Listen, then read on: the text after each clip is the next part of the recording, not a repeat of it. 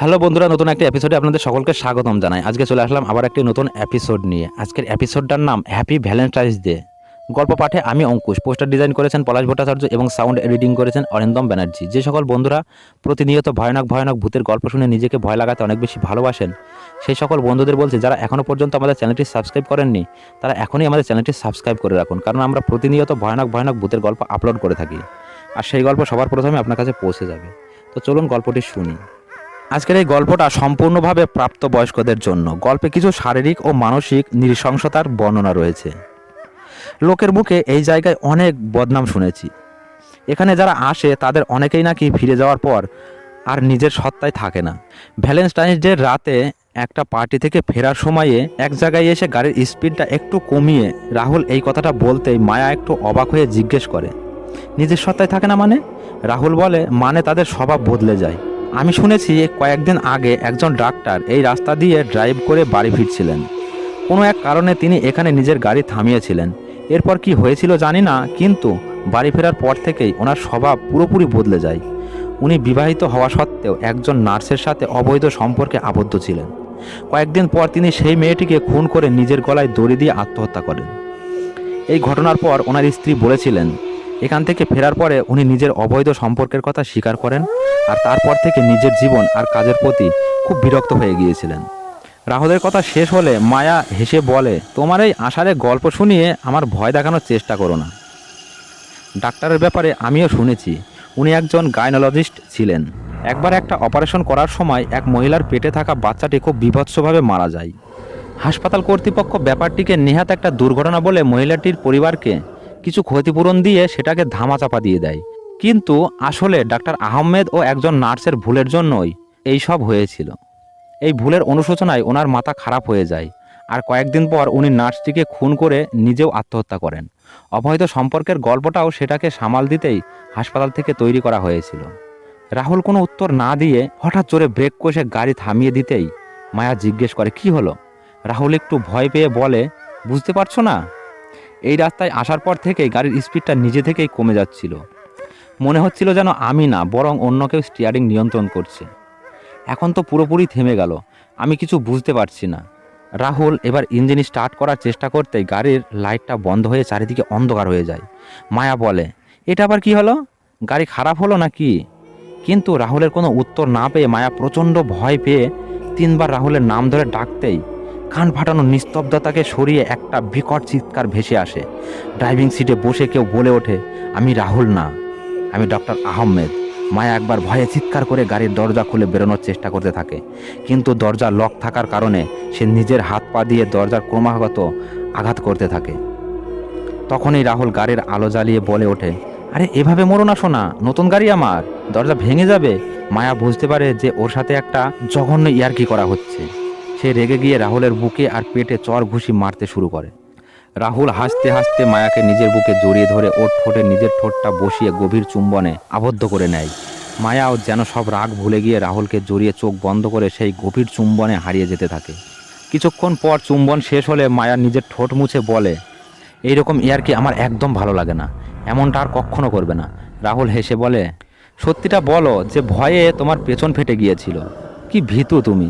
মায়া রেগে গিয়ে বলে, মোটেই আমি ভীতু নয়, একদম ফালতু কথা বলবে না। রাহুল বলে, তাই বুঝি? তাহলে আমি একটু বাইরে গিয়ে হালকা হয়ে আসি, একা থাকতে ভয় পাবে না তো? মায়া কোনো উত্তর না দিয়ে একবার মুখ ভেঙায়।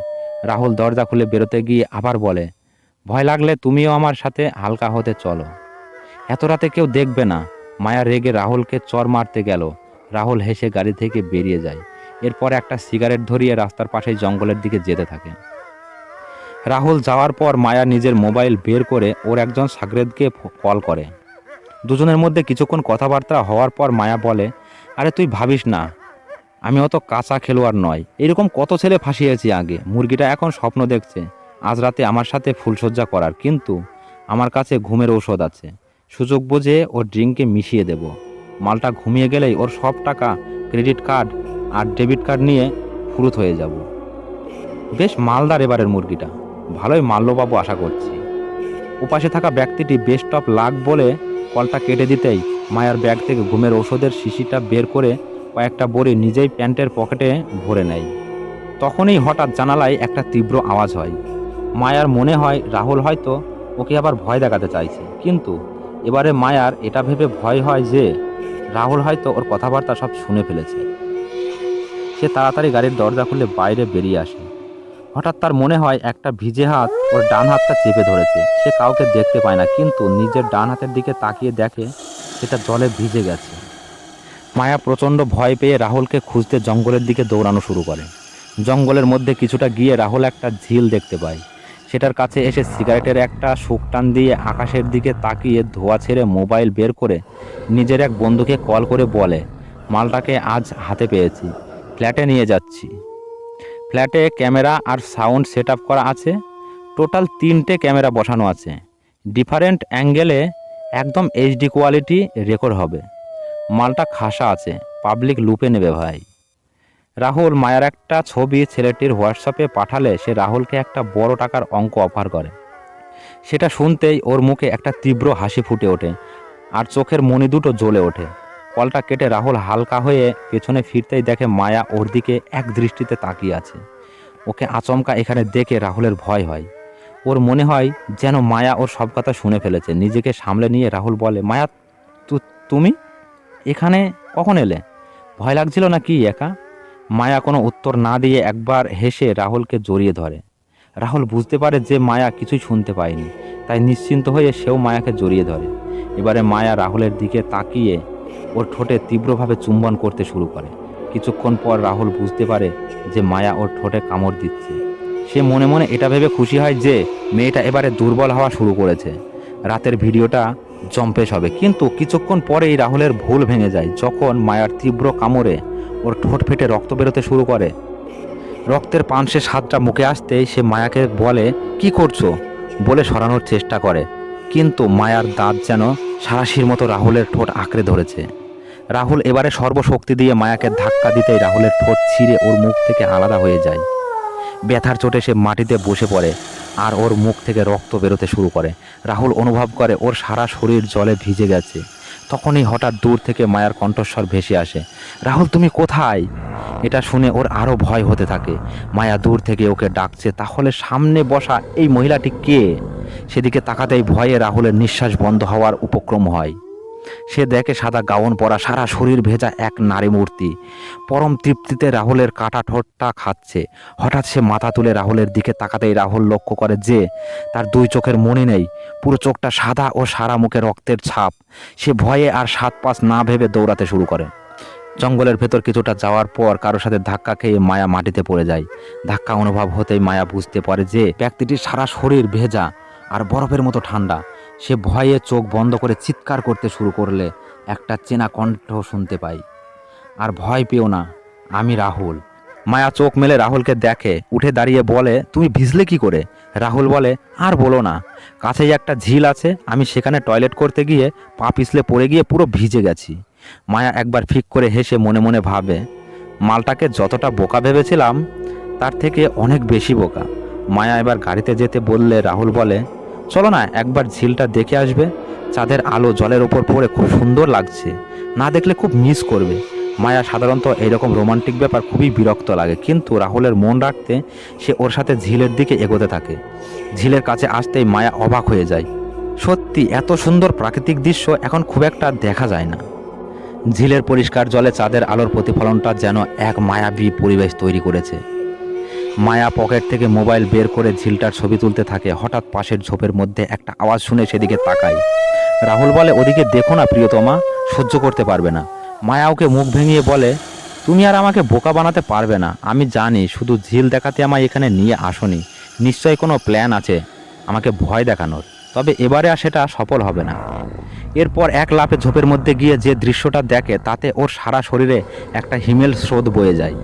সে দেখে একটা ছেঁড়া সাদা গাউন পরিহিত মহিলা একটা মানুষের মুন্ডহীন ছিন্ন বিচ্ছিন্ন দেহ কামড়ে খাচ্ছে।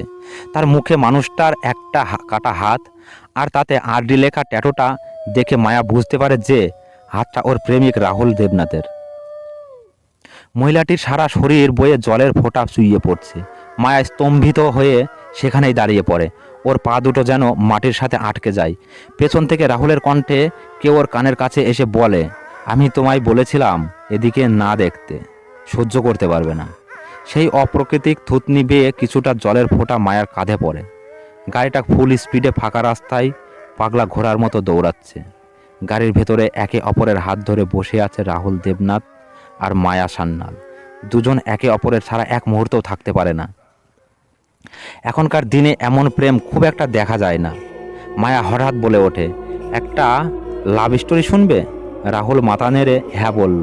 মায়া বলতে শুরু করে, সালটা 2005। একজন খ্রিস্টান মেয়ে আইভরির সাথে এক মুসলিম ছেলে আদনানের প্রেম হয়। ওদের দুই পরিবার এই সম্পর্কটাকে মেনে নিতে পারে না আর দুজনকে আলাদা করতে উঠে পড়ে লাগে। অনেক ভয় দেখিয়ে অত্যাচার করেও দুজনকে আলাদা করতে পারে না।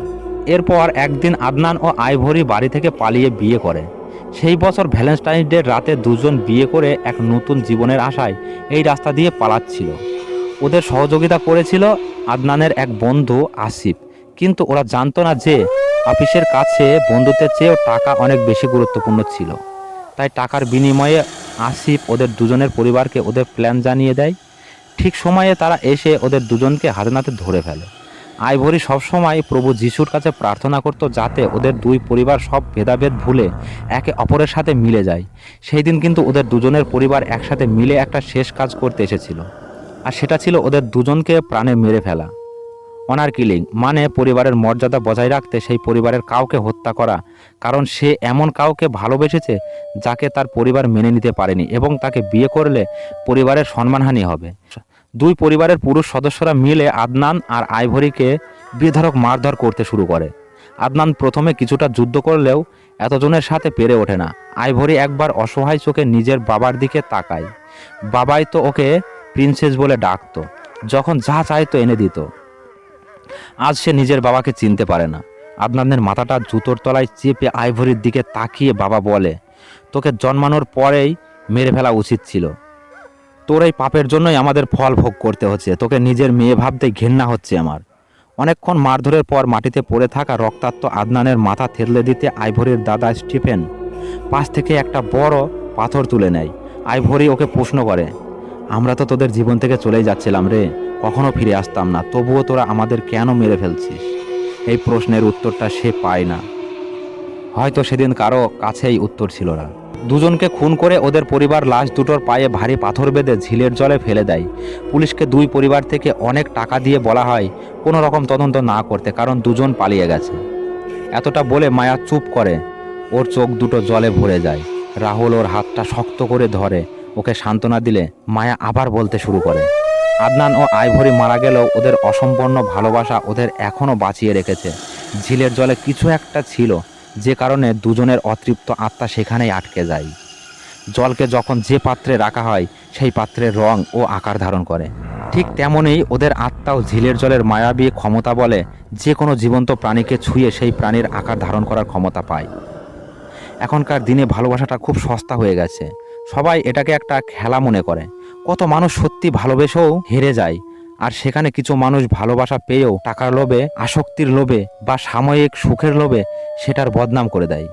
নিয়তির টানে তাদের মধ্যে কিছু মানুষ মাঝে মাঝে এই ঝিলের কাছে চলে আসে, আর তখনই আদনান আর আইভরি তাদের রূপ নিয়ে নিজেদের ব্যর্থ ভালোবাসাকে পূর্ণতা দেয়।